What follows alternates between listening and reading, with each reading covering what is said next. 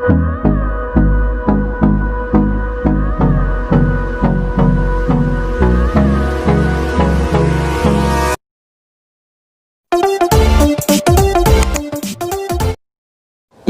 Tutorial চ্যানেলে সকলকে স্বাগত জানাই। আজকে একটা বাংলা প্যাসেজকে খুব সহজভাবে ইংরেজিতে ট্রান্সলেট করে দেখাবো। ক্লাসটা শুরুর আগে বলবো, এর আগে অনেকগুলি ট্রান্সলেশনের উপর ক্লাস দিয়েছি। আমার ট্রান্সলেশন নামে একটা প্লেলিস্ট আছে, সেখানে ঢুকে দেখে নিতে পারো। আজকে এই প্যাসেজটা তোমাদের ট্রান্সলেট করে দেখাবো। প্যাসেজটা পিকে দে সরকারের বই থেকে নেওয়া হয়েছে। আর প্যাসেজের তলায় দেখো হিন্টস দেওয়া আছে, তিনটে মিনিং দেওয়া হয়েছে। ধরাধরি করা, যার মিনিং হচ্ছে অ্যাপ্রোচ। মুশকিলে পড়া, যার মিনিং হচ্ছে বি ইন ট্রাবল। খালি হওয়া, যার মিনিং হচ্ছে বিকাম ভ্যাকান্ট। আজকের প্যাসেজে যে সমস্ত সেন্টেন্স স্ট্রাকচার ইউজ হয়েছে সেগুলো একবার দেখে নাও। 1 নম্বর হচ্ছে সাবজেক্ট প্লাস ভার্ব, আর সেন্টেন্সের বাকি অংশ অর্থাৎ অ্যাডভার্বিয়ালস। এই ভার্ব সাধারণত ইন্ট্রানজিটিভ ভার্ব, যার জন্য কোনো অবজেক্ট আসে না। 2 নম্বর হচ্ছে subject plus verb plus object, তারপরে হচ্ছে সেন্টেন্সের বাকি অংশ অর্থাৎ অ্যাডভার্বিয়ালস। এই ভার্ব সাধারণত ট্রানজিটিভ ভার্ব, যার জন্য অবজেক্ট আসে। এরপর 3 নম্বর হচ্ছে দেয়ারের ব্যবহার। দেয়ারের ব্যবহার আমরা কখন করি? যখন বাক্যে সাবজেক্ট ক্লিয়ার থাকে না, অর্থাৎ সে বাক্যের প্রথমে যখন সাবজেক্টকে বসানো হয়, সেই বাক্যটা যদি স্বাচ্ছন্দ্যপূর্ণ বাক্য না হয়, তাহলে আমরা প্রথমে দেয়ার বসাই। দেয়ারের ইউজটা হচ্ছে প্রথমে দেয়ারকে রাখতে হবে, তারপরে বি ভার্ব বসাতে হয়, অর্থাৎ is, am, are, was, were এগুলো বসাতে হবে। তারপরে কমপ্লিমেন্ট দিতে হয়, তারপরে সেন্টেন্সের বাকি অংশ অর্থাৎ অ্যাডভার্বিয়ালস। এবারে অ্যাডভার্বিয়ালের প্রসঙ্গে আসি। অ্যাডভার্বিয়াল সাধারণত সেন্টেন্সের প্রথমে বসতে পারে, ভার্বের আগে বসতে পারে, কিংবা সেন্টেন্সের শেষে বসে, তবে বেশিরভাগ ক্ষেত্রে সেন্টেন্সের শেষেই বসে। আচ্ছা, এই অ্যাডভার্বিয়ালটা বাক্যে আমরা কিভাবে বুঝতে পারবো? ভার্বকে কখন, কিভাবে, কোথায়, কেন, কতটুকু দিয়ে প্রশ্ন করলে যে উত্তর পাওয়া যায় সেটাই হলো অ্যাডভার্বিয়ালস। এগুলি বেশিরভাগ ক্ষেত্রে প্রিপোজিশনাল ফ্রেজ হয়, অর্থাৎ অ্যাডভার্বিয়ালগুলো বেশিরভাগ ক্ষেত্রে প্রিপোজিশনাল ফ্রেজ হয়। প্রিপোজিশনাল ফ্রেজটা কি? প্রিপোজিশনাল ফ্রেজ হলো প্রিপোজিশন দিয়ে শুরু হয় এবং নাউন দিয়ে শেষ হয়। এবারে আমরা প্যাসেজের প্রথম লাইনে যাব। প্রতিযোগিতামূলক পরীক্ষা দিয়ে সরকারি চাকরিতে ঢোকার প্রবর্তন হয় 1825 খ্রিস্টাব্দে। এখানে প্রথমেই আমাদের ভার্বকে খুঁজে বের করতে হবে। প্রবর্তন হয়, এটা হচ্ছে ভার্ব। এবার যদি ভার্বকে প্রশ্ন করা হয় কি প্রবর্তন হয়, প্রতিযোগিতামূলক পরীক্ষা দিয়ে সরকারি চাকরিতে ঢোকার, এই পুরো অংশটা হচ্ছে সাবজেক্ট। এবার ভার্বকে যদি প্রশ্ন করা হয় কখন প্রবর্তন হয়, 1825 খ্রিস্টাব্দে, এই অংশটুকু হচ্ছে অ্যাডভার্বিয়াল পার্ট, সেন্টেন্সের বাকি অংশ। এখানে কোনো অবজেক্ট নেই। তাহলে বাংলাতে কিন্তু অ্যারেঞ্জমেন্টে একই রকম থাকবে। যদি সাজানো হয় প্রতিযোগিতামূলক পরীক্ষার মধ্য দিয়ে সরকারি চাকরিতে ঢোকার, একই রকম থাকবে। এই অংশটুকু সাবজেক্ট, প্রবর্তন হয় হচ্ছে ভার্ব, 1825 খ্রিস্টাব্দে, এটা অ্যাডভার্বিয়াল পার্ট। এবারে দেখো সাবজেক্টটা অনেকটা বড়, প্রতিযোগিতামূলক থেকে ঢোকার পর্যন্ত। আমরা যখন এটাকে ট্রান্সলেট করব, লাস্ট থেকে প্রথমে যাব। ঢোকার, তারপরে আসবে সরকারি চাকরিতে, তারপরে মধ্য দিয়ে, তারপরে আসবে প্রতিযোগিতামূলক পরীক্ষার। তাহলে ইংলিশে সাজালে হবে ঢোকার, এন্ট্রি, সরকারি চাকরিতে, ইনটু গভর্নমেন্ট সার্ভিস, মধ্য দিয়ে, থ্রু, প্রতিযোগিতামূলক পরীক্ষার, কম্পিটিটিভ এক্সামিনেশান, তারপরে আসবে প্রবর্তন হয়। আমরা এখানে করব প্রবর্তন হয়েছিল, ওয়াজ ইন্ট্রোডিউস, কখন? 1825 খ্রিস্টাব্দে, ইন 1825। এবার নেক্সট সেন্টেন্সটা দেখো, এই প্রবর্তনের একটা ইতিহাস আছে, এটা আমরা দেয়ারের ইউজ করব। দেয়ারের কোনো ইন্ট্রোডাক্টরি, দেয়ারের কোনো অর্থ হয় না, তার জন্য আমরা আছে থেকে শুরু করব। আছে, তারপর লিখবে একটা ইতিহাস, এটা কমপ্লিমেন্ট, তারপরে আসবে সেন্টেন্সের বাকি অংশ এই প্রবর্তনের। তাহলে বাংলায় সাজালে হবে আছে, তারপরে কমপ্লিমেন্ট, একটা ইতিহাস, তারপরে আসবে এই প্রবর্তনের। দেয়ার, এই দেয়ারের কোনো অর্থ হয় না, আছে থেকে শুরু হবে। আছে, ইজ, একটা ইতিহাস, এ হিস্ট্রি, এই প্রবর্তনের, অফ দিস ইন্ট্রোডাকশন, এই অংশটুকু হচ্ছে অ্যাডভার্বিয়াল, অর্থাৎ prepositional phrase. Prepositional phrase preposition দিয়ে শুরু হয় আর নাউন দিয়ে শেষ হয়।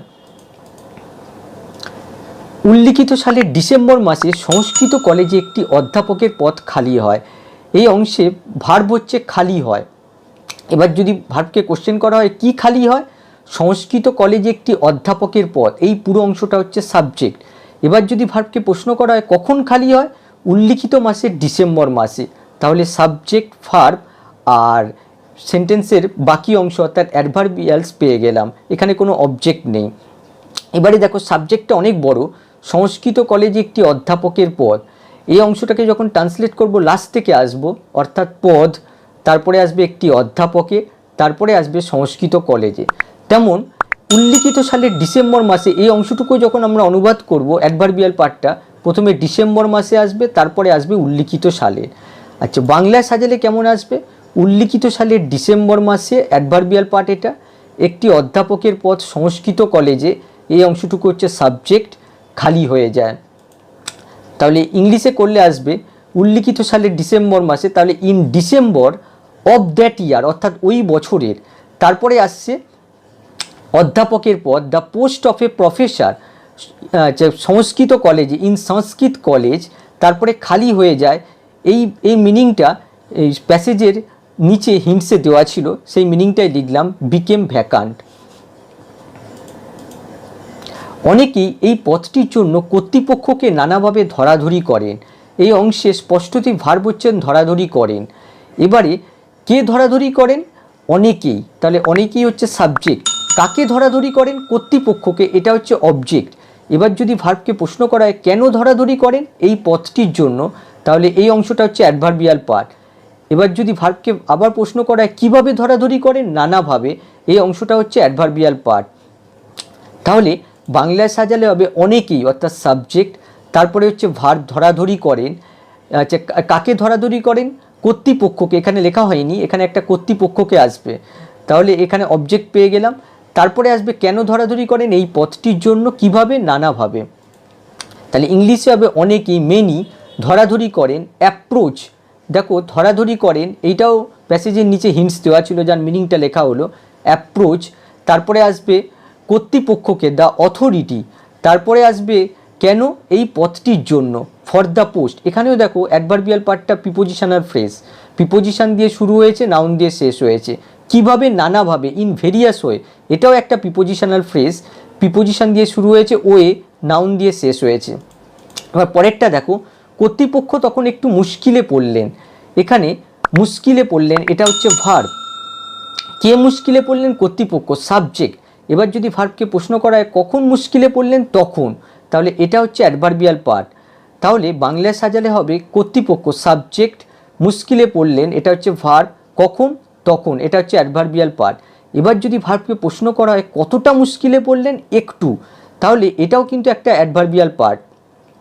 তাহলে এর ইংলিশে হবে কর্তৃপক্ষ, দ্য অথরিটি, তারপরে আসবে মুশকিলে পড়লেন, এটাও কিন্তু প্যাসেজের নিচে হিন্টস দেওয়া ছিল, যার মিনিং ছিল বি ইন ট্রাবল। এখানে বি এর জায়গায় ওয়াস ইউজ করেছি, যেহেতু এটা পাস্ট টেন্সে আছে, ওয়াস, ইন আর ট্রাবল। আর যেহেতু একটু ছিল, একটু মুশকিলে পড়লেন, একটু অর্থে আমরা এ লিটল বিট ইউজ করেছি। আর তারপরে রয়েছে তখন, দেন। তারপরে হচ্ছে কেননা যারা পথটি পাওয়ার চেষ্টা করছিলেন তারা জ্ঞানে গুণে কেউ কারোর থেকে খাটো নন। তাহলে কেননা, যার অর্থ হচ্ছে কারণ, যারা অর্থাৎ এটা হচ্ছে সাবজেক্ট।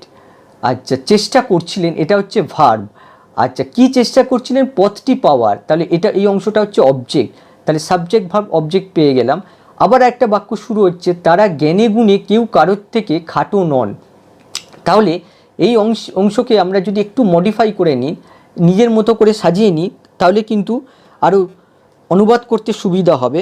অর্থাৎ তারা কম জ্ঞানী ছিলেন না অন্য কারোর চেয়ে, অর্থাৎ যেভাবেই লেখা হোক না কেন সেন্টেন্সের মিনিংকে একই রকম রাখতে হবে। তাহলে বাংলায় সাজালে হবে কেননা, আচ্ছা, যারা চেষ্টা করছিলেন, যারা সাবজেক্ট, চেষ্টা করছিলেন, এটা হচ্ছে ভার্ব। আচ্ছা, কি চেষ্টা করছিলেন? পেতে পদটি, অর্থাৎ এটা হচ্ছে অবজেক্ট, ইনফিনিটিভ ইউজ হবে এখানে।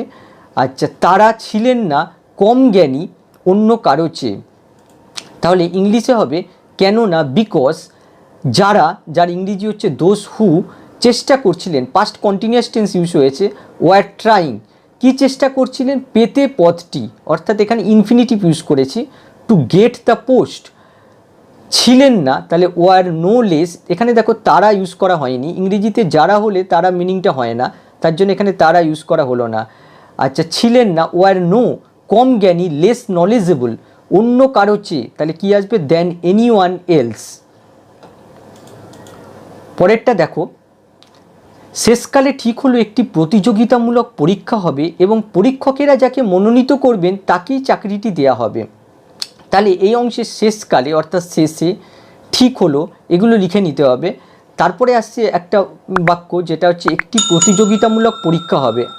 আমি লিখব একটি প্রতিযোগিতামূলক পরীক্ষা অনুষ্ঠিত হবে। ভাষাকে নিজের মতো করে সাজিয়ে নিতে হবে এবং পরীক্ষকেরা যাকে মনোনীত করবেন তাকেই চাকরিটি দেওয়া হবে, এটাও আমি নিজের মতো করে সাজিয়ে নেব। অর্থাৎ চাকরিটি সেই ব্যক্তিকেই দেওয়া হবে যাকে মনোনীত করা হবে পরীক্ষকের দ্বারা।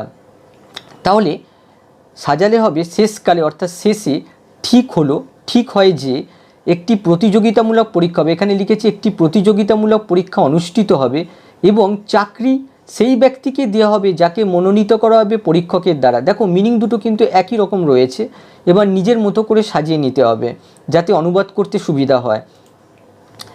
তাহলে শেষে ইন দ্য এন্ড ঠিক হয় যে ইট ওয়াজ ডিসাইডেড দ্যাট একটি প্রতিযোগিতামূলক পরীক্ষা অনুষ্ঠিত হবে, a competitive examination would be held, এবং চাকরি সেই ব্যক্তিকে দেওয়া হবে। তাহলে চাকরি দেওয়া হবে, the job will be given, অর্থাৎ ফিউচার ইনডেফিনিটের প্যাসিভ ভয়েস ইউজ করা হয়েছে, উইল বি গিভেন ব্যক্তিকে টু দ্য পারসন যাকে মনোনীত করা হবে, হু উইল বি নমিনেটেড, এখানেও কিন্তু ফিউচার ইনডেফিনিটের প্যাসিভ ভয়েস ইউজ করা হয়েছে, উইল বি নমিনেটেড পরীক্ষকের দ্বারা বাই দ্য এক্সামিনার্স। আজকে এই পর্যন্তই। আমার এই ক্লাসটা কেমন লাগলো তা অবশ্যই জানাবে। আরও গুরুত্বপূর্ণ ভিডিও পাওয়ার জন্য চ্যানেলটিকে সাবস্ক্রাইব করো।